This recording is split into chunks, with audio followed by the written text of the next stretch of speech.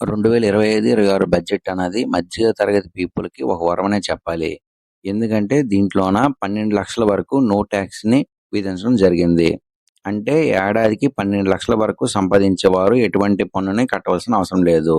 అదేవిధంగా ఎవరైతే salaries employees ఉన్నారో వాళ్ళకి స్టాండర్డ్ డిడక్షన్‌తో కలిపి 12,75,000 వరకు పన్నును చెల్లించవలసిన అవసరం లేదు. అదేవిధంగా ఎవరైతే 12,00,000 పైబడి ఆదాయం సంపాదిస్తున్నారో వారికి కొన్ని స్లాబ్‌లనేవి డిసైడ్ చేయడం జరిగింది. ఆ స్లాబ్‌లనేవి అంతకుముందు స్లాబులతో పోలిస్తే ఇప్పుడున్న 2025, 2026 బడ్జెట్ స్లాబ్స్ అన్నవి చాలా మంచిగా ఉన్నాయి.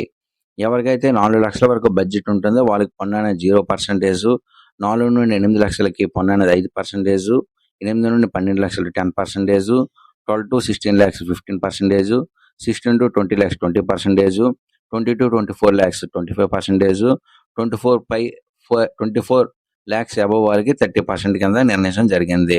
ఇప్పటి వరకు 12,00,000 వరకు ఆదాయం ఉన్నవారు 80,000 వరకు పన్ను చెల్లించాల్సి వచ్చేది.